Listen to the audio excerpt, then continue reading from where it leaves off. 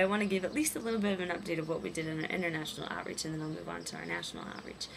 In Portugal, we did a lot of cool stuff. We did servant evangelism was one of our really big things that we did. There was this park that was right outside the church of the church that we were serving, and it was like the neighborhood park where a lot of people drive by. It's like sort of in the center, but it's very not well cared for, and it was like the wall was all, it had moss on it, and it was really overgrown. There was a lot of weeds and trash, and so we went in and completely renewed the whole thing. We picked up all the trash, we took care of all of the weeds and stuff, and cut the lawn, and then we scraped off the old moss and stuff, and we repainted the whole wall that surrounds the park. And it was so beautiful, and every time a car would pass by, they'd say, "What are you doing?" And we would say, "We're here showing the love of God in a practical way by serving your neighborhood." We wanted to paint the park to serve you all, to serve you, and say that God loves you and stuff like that. And people were so impacted by that, and it was amazing because they said, "Come back and do it again," and stuff. And so they're like, "You're welcome here in this neighborhood anytime." And so we really gained the hearts of people, and it was really a big service thing that really impacted the neighborhood on a permanent level. We also did a lot of ministry with the church there. We would have youth group meetings, and the students, as we've learned a lot of things in the DTS, we sort of applied those things, and we would do ministry with them. We would pray for them. We would, pray for their needs and speak to them about their identity and who God says they are, and stuff. And so it was such an amazing time, and the students have had a lot of opportunities to really impact the youth of that church. So that was awesome.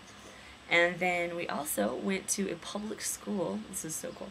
We went to a public school out in the courtyard of the school, set up our speakers, and did a program. We did dances, dramas, testimonies, and everything out in the public school. And these were like middle school age kids, and it was so great because there were literally, I would say 60 of them that stopped and just watched us and said, "Wow," and we talked to them after. We gave them the little Jesus bracelets, and they were like, "Wow," and stuff. So they were very impacted by us, and of course we're older, and so they're always, they're looking up to us and saying, "Wow, I want to be like that," and stuff. So we told them about Jesus as much as we could in Portuguese. My Portuguese is not very good, but with my Spanish I could kind of get by. Another thing we got to do was really cool. We were on national TV for Portugal.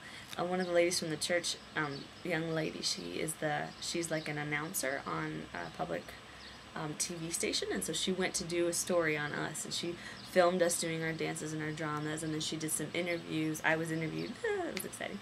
No, but it was really cool because then it was filmed later on national TV for Portugal, so that was an opportunity for us to really speak to all of Portugal about who we are and what we're here for and stuff. So that was awesome. We also did one time we did a program in the marketplace, which was really amazing because so many people were going by, and they would just stop and watch, and we had opportunities to speak to them. A lot of people from the church were there. They were helping us to communicate, and so anyway, so Portugal overall was a very intense experience, a lot of work, a lot of things that we were doing, but God was so present, and it was amazing. It was amazing. Then we moved on. We came back to the base. We were here for one rest day, and then we went to Morocco. Morocco, and Morocco was an amazing experience. Going there, it's like so close to Spain, but it was a totally different country, totally different world.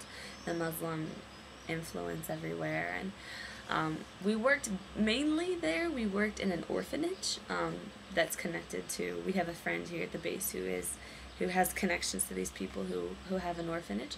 The orphanage itself is not a Christian orphanage, but it's run by a Christian woman, and so she was saying, come, bless the children, bless the babies, play with them, kiss them, hug them, tell them that they're wonderful. And so we did that every day. We had 2 teams that would go, one in the morning, one at night, and it was really amazing because these children, of course, have no one, and so it really touched us as well, and it impacted us to be able to pick up the child and say, "You are amazing and you are special," and just love on them and kiss them and hold them and sing to them, and it was an amazing thing. And when we did that for the first week, basically every day. And if we weren't there, we were doing a lot of prayer walking. We went to the center of the city, and I'm sorry, we're in Tanger. I forgot to tell you that.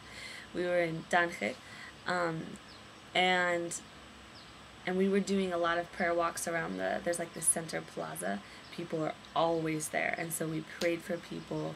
We would, proclaim the Holy Spirit. There was one time I remember when we were walking, and while we were proclaiming the word, I am the way, the truth, and the life. No one comes to the Father except through me. We were kind of proclaiming Jesus over the plaza. That I felt the so real presence of the light of angels surrounding us. And the angels were actually protecting us, even in this dangerous country where if you're a Christian, you get thrown in jail, and so it was an amazing thing to see, that God is so real and so present. So we did a lot of prayer walking. That was a big thing that we did. We moved on from Tanger. We went to Marrakesh, and in Marrakesh, it's much more of a tourist city, and a lot of tourists go through there and stuff. But it was really cool because we went there without a plan whatsoever. We didn't have any plan. We didn't know what we were going to do because all of our context kind of fell to the ground at the last minute. So we were like, okay, we're in the hotel. What do we do? So we prayed. God gave us amazing ideas. One of the ideas that we did was there's a lot of beggars on the streets, lots of really poor people with children, and they beg for money. And so we went to the bakery, we bought like 30, 40 loaves of bread and handed them out to people and said, God bless you, God bless your family, and we gave them that bread or we gave them water and blessed them and literally fed the poor. And so it was like actually being Jesus to these people, and it was very impactful because you can't speak their language, they don't understand you, but they say thank you with their face and with their eyes, and so that was really impactful. We also got to one day go out to pray and ask God to lead you to a person, a beggar, and we would take them to a restaurant and buy them a meal and sit and eat with them. And we had a lady and her son, a little baby, who we couldn't speak at all with her. She didn't speak English, she didn't speak Spanish, and so we just through smiles, through laughter, through lots of hands gestures, were able to spend a meal with her and bless her life. And it was cool because we had leftovers. I had a leftover part of my sandwich that I didn't want, and so I gave it to her. And I saw when we were walking away, I saw her hand the sandwich to another poor woman who was very hungry, and it was like, wow, we've impacted her life, and now she's impacting others. It's like the chain reaction, and it was so cool to see that. Another ministry that we did was with children. We went to the park, we brought a soccer ball, we brought balloons, and we just played with the kids, and they loved it. And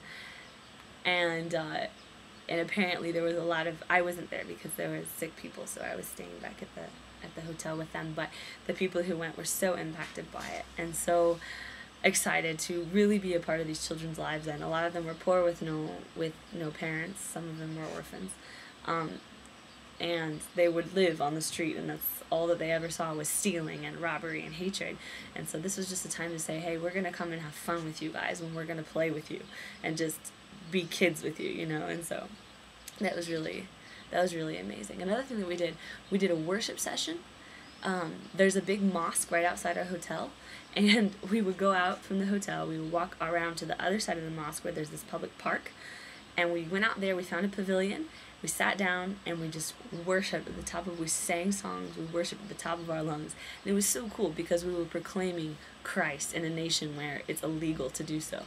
And while we were singing, and it was kind of in an in-between, you weren't necessarily singing a song, we were kind of just worshiping in our own way and praying, and there was a person came up to us, a tourist came up to us and said, do you speak French? And we said, no, nobody here speaks French. She goes, when I hear you sing, when I hear your voices, I hear French. I hear you all worshiping God in French. And it was like, oh, wow, angels must be around us right now. And it was such a powerful experience. We did it more than once because it was amazing to be out in the middle of a Muslim country and say, Jesus is Lord. And very impactful. Thank you very much for listening. Thank you for your prayers. Thank you for everything that you all have done. God bless you all.